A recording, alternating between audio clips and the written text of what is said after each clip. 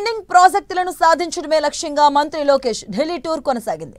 రాష్ట్ర ప్రయోజనాలే single point ఎజెండాగా మంత్రి లోకేష్ కేంద్ర మంత్రులను కలిశారు. 13 గంటల్లో 8 మంది కేంద్ర మంత్రులతో వరుసగా సమావేశాలు నిర్వహించి పెండింగ్ ప్రాజెక్టులు, రాష్ట్రం ఎదుర్కొంటున్న సమస్యలను వివరించారు. ఢిల్లీ పర్యటనలో లోకేష్ కేంద్ర మంత్రులు నిర్మలా సీతారామన్, జైశంకర్, జేపీ నడ్డా, హర్దీప్ సింగ్ పూరి, అలాగే నితిన్ గడ్కరీ, సర్బానంద్ సోనోవాల్, అలాగే అశ్విని వైష్ణవ్, పీయూష్ గోయల్ తో భేటీ అయినట్టుగా తెలుస్తుంది. ఇక కేంద్ర మంత్రులకు పెండింగ్ ప్రాజెక్ట్స్ అలాగే కీలక సమస్యలపై వినతి పత్రాలు సమర్పించి రాష్ట్ర అభివృద్ధికి సహకారం అందించాల్సిందిగా కోరారు లోకేష్.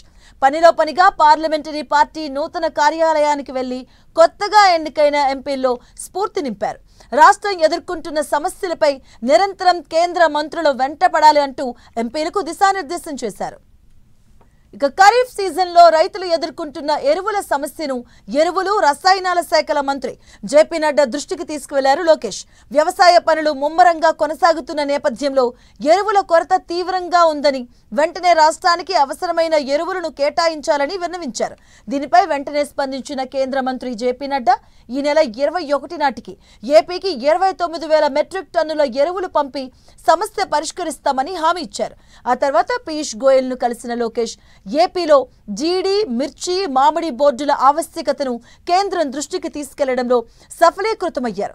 మార్కెటింగ్ సమస్యను పరిష్కరించి సప్లై చైన్ ను బలోపేతం చేయడానికి రాష్ట్రంలో ప్రత్యేక వ్యవసాయ ఉత్పత్తుల బోర్డ్స్ ను ఏర్పాటు చేయాలని కోరారు. మరోవైపు ఆర్థిక మంత్రి నిర్మలా సీతారామన్ కలిసిన లోకేష్ ఏపీలో కొత్త ప్రాజెక్టులకు సహకారం అందించాల్సిందిగా విజ్ఞప్తి చేశారు.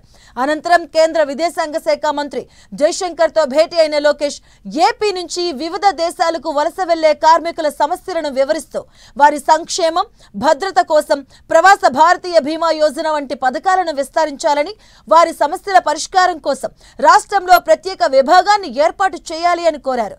యువతకు మెరుగైన విదేశీ ఉద్యోగ అవకాశాల కోసం కేంద్రం నుంచి ఏపీకి డేటా షేరింగ్ సహకారాన్ని అందించాల్సిందిగా విన్నవించారు.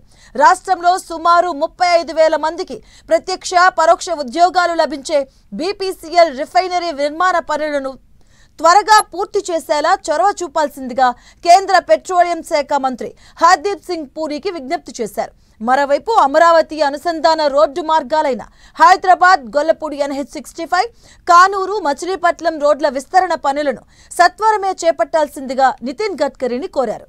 ఇక ఏపీ పునర్వ్యవస్థీకరణ చట్టం 2014లో వచ్చిన హామీ మేరకు దుగరాజపట్నం పోర్టు నిర్మాణంతో పాటు షిప్ బిల్డింగ్ యూనిట్, నౌకల మరమ్మతులకు సంబంధించిన పనులను ప్రారంభించాల్సిందిగా కేంద్ర షిప్పింగ్ శాఖ మంత్రి సర్బానంద్ సోనోవాల్ ను లోకేష్ కోరారు. క్వాంటమ్ వ్యాలీకి 1000 కోట్లు, రతన్ టాటా ఇన్నోవేషన్ హబ్ కు 300 కోట్లు ఆర్థిక సాయం అందించాల్సిందిగా కేంద్ర ఐటీ, ఎలక్ట్రానిక్స్ శాఖల మంత్రి అశ్విని వైష్ణవ్ కి విజ్ఞప్తి చేశారు.